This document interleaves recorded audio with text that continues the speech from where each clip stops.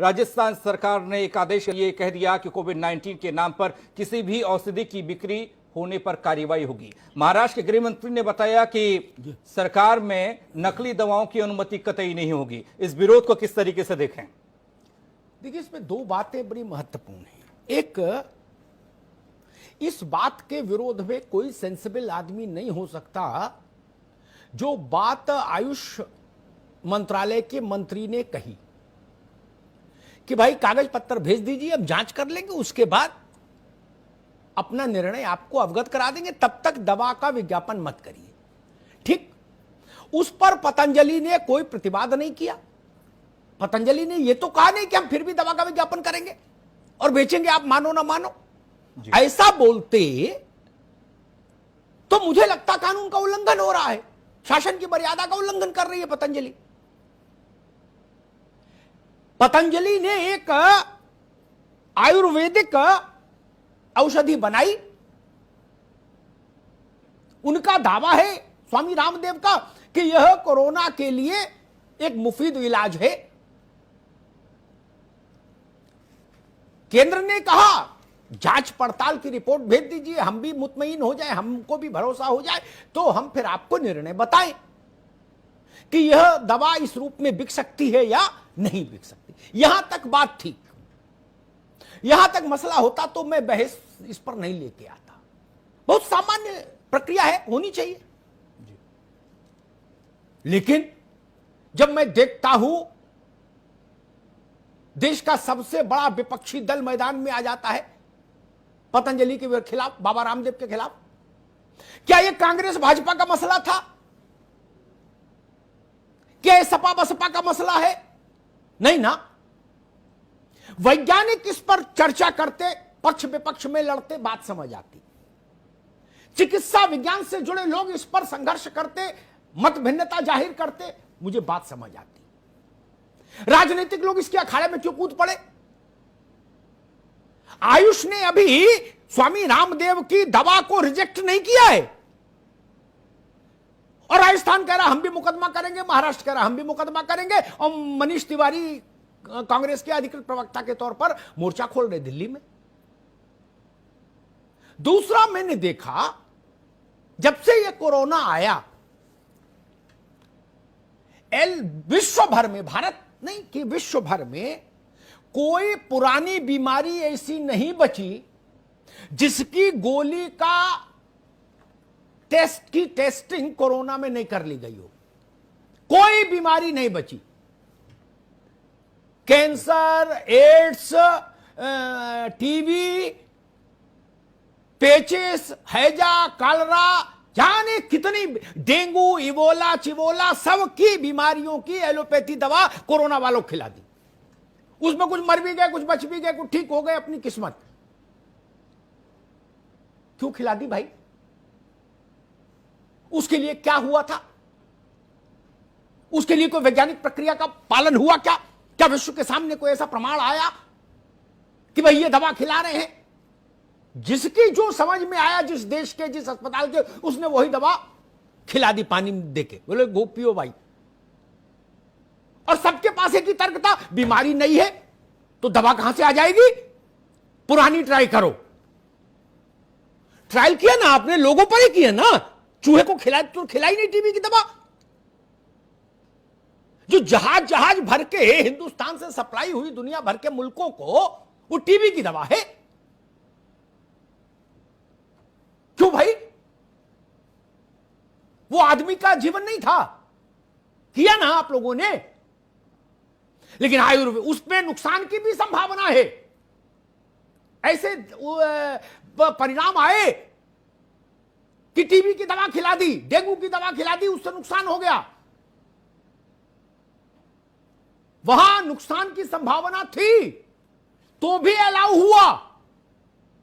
गिलोय, तुलसी, अश्वगंधा, इससे नुकसान की संभावना तो नहीं ना किसी को। ऐसा तो कोई प्रमाण है नहीं कि गिलोय खा के आदमी मर गया, ये तुलसी का पत्ता चबा के मर गया, या मुलेठी खा के मर गया।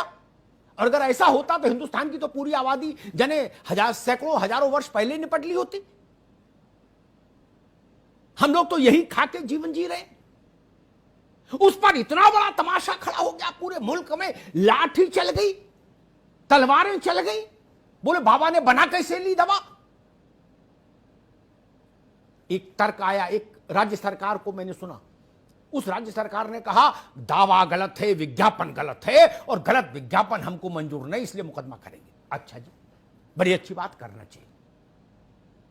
मैं नाम नहीं लूंगा, एक बहुत बड़ी कंपनी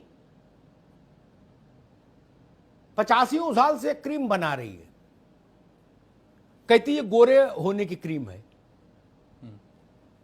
अमेरिका, जापान, ताइवान, चीन, हॉलैंड, पोलैंड सब मिलके आज तक ये नहीं तय कर पाए कि गोरेपन की कोई क्रीम भी होती है क्या।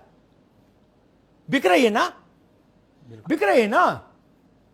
गंजे के बाल लाने की 1000 दवाएं तो भारत में है, अमेरिका में कितनी होंगी मुझे पता नहीं। साइंस कहती है कि बाल चले गए तो आएंगे नहीं, चाहे उल्टे लटक जाओ। बिक रही है ना।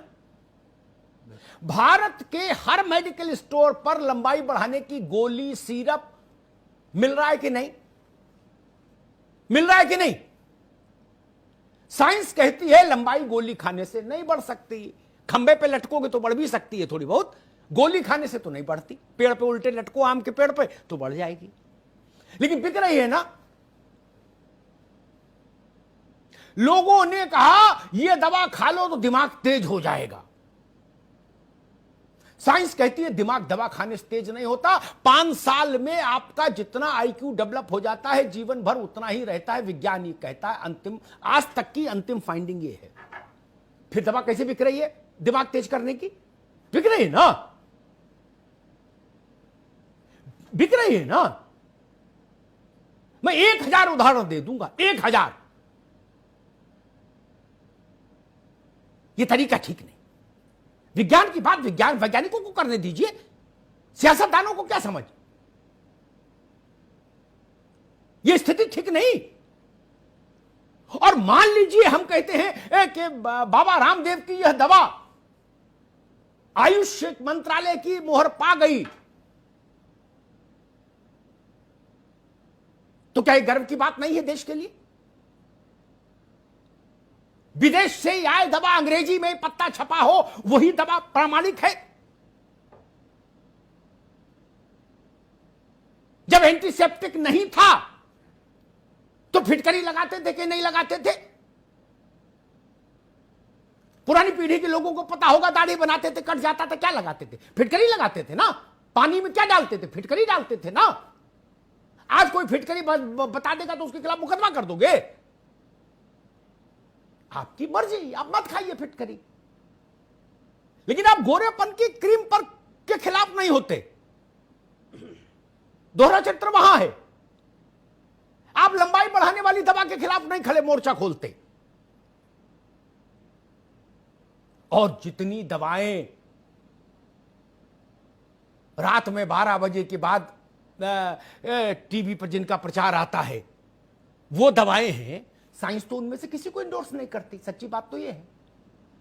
बिक रही है ना, और सबसे ज्यादा बिक रही है। फिर इसलिए विवेक से बात होनी चाहिए। आयुर्वेद का विरोध ठीक नहीं।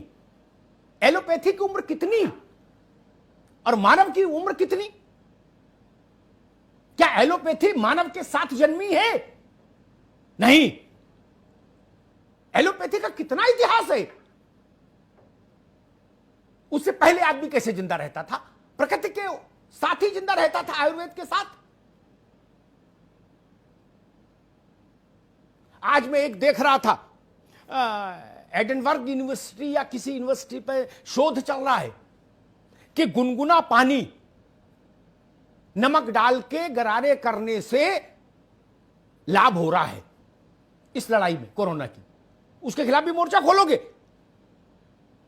और ये बात बाबा रामदेव बोल दें तो मोर्चा खोल देंगे।